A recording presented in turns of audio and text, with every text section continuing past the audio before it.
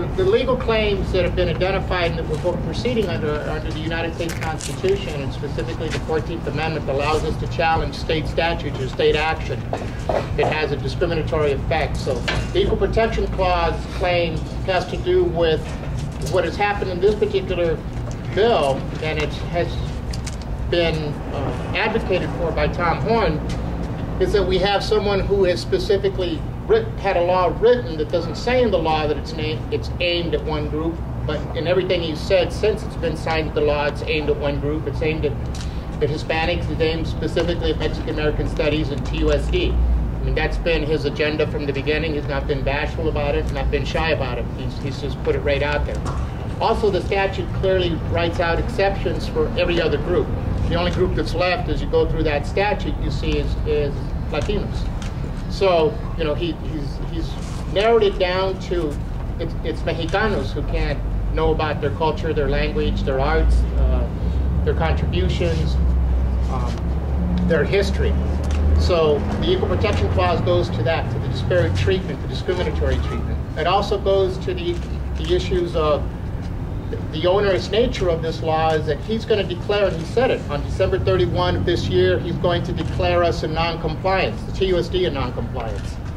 When he does that, within 60 days, in the 60-day window, unless TUSD satisfies the State Board of Education, or him, or his predecessor, whoever that may be, then TUSD loses 10% of the budget.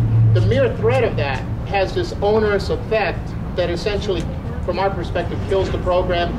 These teachers no longer are employed. Certainly Mr. Odyssey is out of his position as an administrator if we don't have that department. So there's that aspect of it. Under the First Amendment, also we challenged is that he essentially has identified certain things that he doesn't want seen, used, or spoken about in the classroom. So for example, you can't use the book by Rudy Acuna, which is down at 7th edition of Occupied America. You cannot use, or you dare not have a poster in your classroom that is somebody who he takes offense to or he believes is controversial or anti-American.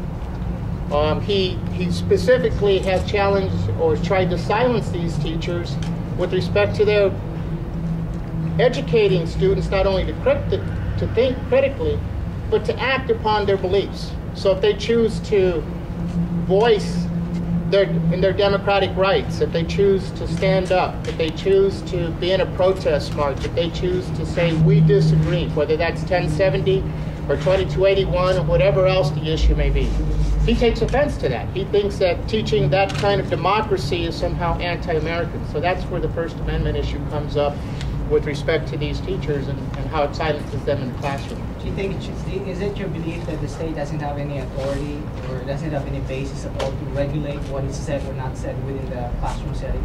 Well, I think in the way they've done it in this particular instance, they've done it in a manner that violates the Constitution. I think they've done it in a manner in this particular instance that has it creates what we call a suspect classification, and that they have a very high burden of proof that they're going to have to establish a compelling state interest as to why, for example, with Native Americans or Pan-Asians or any other group have a right to know their history, and yet Latinos don't have a right to have those same kinds of classes.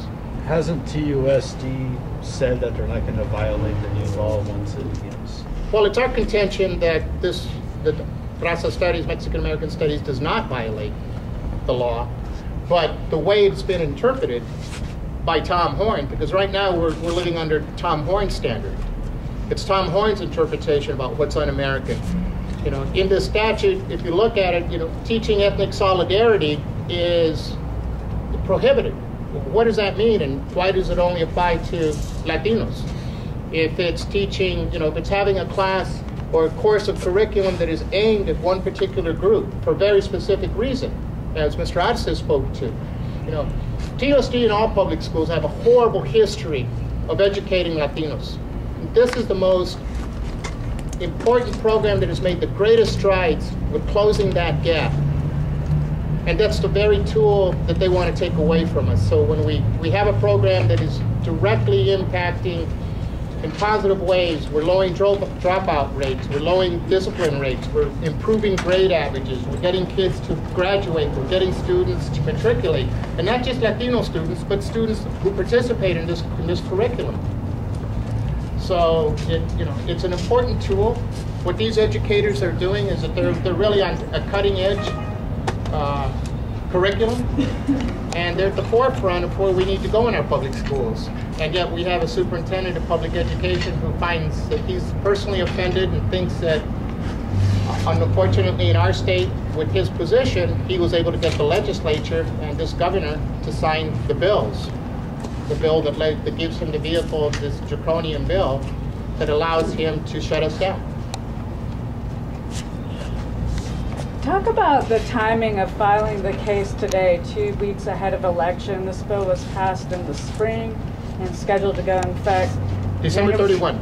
Right. So why today? Why today?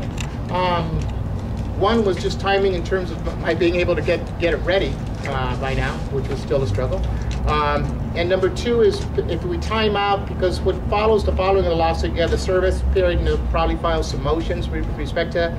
Also, we'll be filing a motion for a temporary restraining order so that on December 31, asking the judge to not allow this law to take effect. So this became, around this time, became as far as we wanted to go, time-wise, in order to allow that briefing to occur and the judge to have the opportunity to make a decision before the 31st of December. So this is kind of on a similar track to 1070. Sorry, did you also file a TRO? No, not yet. We will be filing a motion for requesting from the court a restraining order. When would that happen?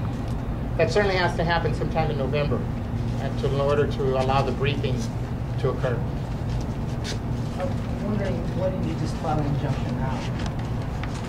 It's because, one, it's a separate motion, and it's a separate showing. Number two is because with that, we will be using probably some of our experts to give us some of their reports or affidavits in support of that.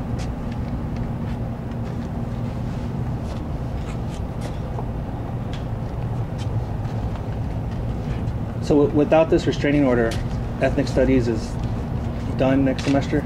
No, I wouldn't say that.